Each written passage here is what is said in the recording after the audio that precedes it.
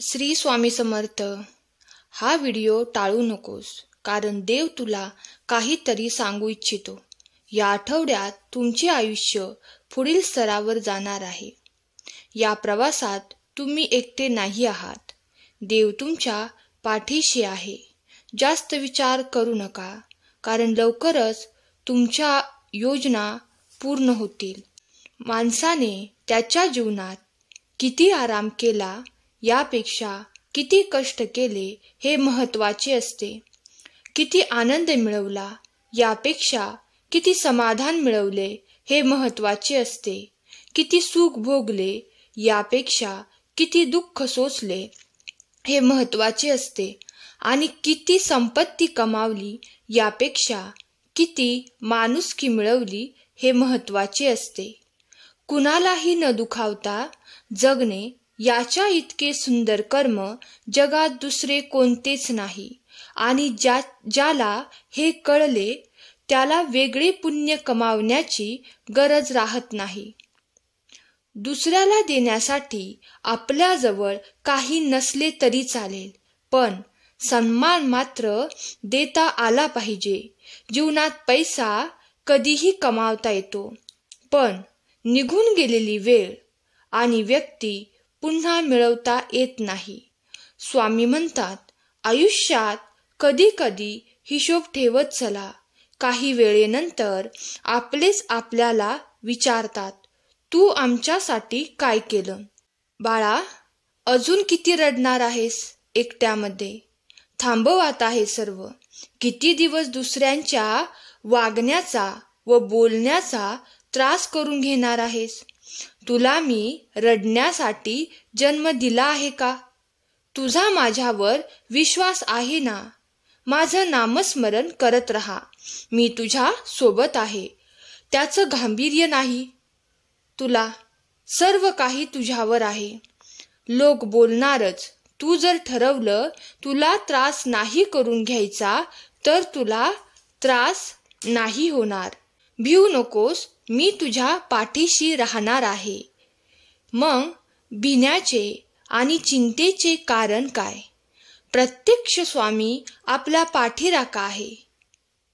प्रत्यक्ष काळ जरी उभा राहिला तरी तुझ्यासाठी आम्ही त्या काळाचा प्रतिकार करू. माझ्या मुलांनो, तुम्ही तुमच्या भूतकाळाबद्दल इतके चिंतित आहात की तुम्हाला तुमचे वर्तमान जगता येत नाही.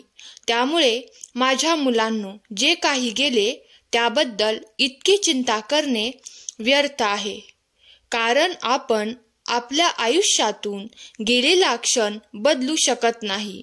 म्हणून आपण फक्त आपला आजचा दिवस चांगल्या प्रकारे जगा. कारण भविष्यात काय होईल हे कोणालाही माहीत नाही. हे जीवन खूप अडचणीनंतर येते. त्यामुळे या जीवनात तुम्हाला सर्व चांगले काम करायचे आहे, ज्यासाठी मी तुम्हाला पृथ्वीवर पाठवले आहे. त्यामुळे तुम्ही दुःखी होऊ नका. माझ्यावर विश्वास ठेवा आणि तुमचे मन एकाग्र ठेवून पुढे जा. शांत रहा. माझ्या मुलांनो, मी तुम्हा सर्वांना समजावू इच्छितो की तुम्हाला एकदाच जीवन मिळेल, पण असे कार्य करून या जीवनात जा की तुम्ही गेल्यावरही तुमच्या चांगल्या कर्माची सर्वांना आठवण येईल. तुम्ही सहमत असाल तर आत्ताच या व्हिडिओला लाईक करा आणि श्री स्वामी समर्थ टाईप करा. गुरुचरणाकडे वळण्यासाठी दैवगतीही लागतेच. नशिबाने मिळालेल्या सर्व गोष्टी टिकतातच असे नाही. त्या टिकवण्यासाठी आशीर्वादाची आवश्यकता असते. हे परमेश्वरी सूत्र सामान्यांना अवगत नसते. गुरु पाठीशी असल्यावर ते आपल्याला सावध करतात. कोठे चुकले हे सांगतात. आपण फक्त नावेत राहावे. नाव वल्लविण्याचा प्रयत्न करू नये.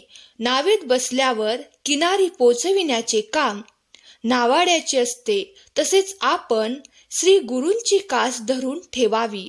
ते पैल तरी नेतीलच. गुरुसेवा करणे हे सोपे नाही. ते परीक्षा घेत शिष्याला तयार करीत असतात. शिष्यात असलेले गुण ते जागृत करतात. ती शक्ती त्यांच्या ठायी असते. अशा गुरूंची भेट होणे हा शिष्याच्या दृष्टीने दुग्ध शर्करा योगच आहे. ज्याप्रमाणे हिऱ्याला घासल्याशिवाय चकाकी येत नाही, त्याचप्रमाणे जीवनात येणाऱ्या संकटांशिवाय माणूस परिपक्व होत नाही. स्वामींच्या या मताशी सहमत असाल तर श्री स्वामी समर्थ टाईप करा. स्वामी म्हणतात, देवाच्या प्रत्येक निर्णयावर खुश राहायला शिका, कारण देव आपल्याला ते नाही देत जे आपल्याला चांगलं वाटतं, तर देव आपल्याला ते देतो जे आपल्यासाठी चांगलं असतं. बाळा, मला माहीत आहे तुला खूप मनापासून वाटत आहे की एखाद्याला मला काहीतरी सेवा द्यायची आहे, परंतु तुझी इच्छा असून सुद्धा सेवा त्यांच्यापर्यंत पोहोचत नाही. याचं कारण त्यांचं प्रारब्ध. त्यांनी स्वतःकडे बाळगलेला विनाशकारी अहंकार, स्वतःचे मूर्ख विचार आणि त्यासोबत चुकीची संगत. चुकीच्या लोकांचे विचार म्हणजे योग्य विचार आहेत अशी त्यांची समज असल्याने सेवा त्यांपर्यंत जात नाही.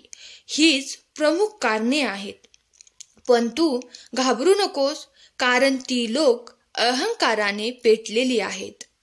त्यांना खरेपण कधीच दिसणार नाही.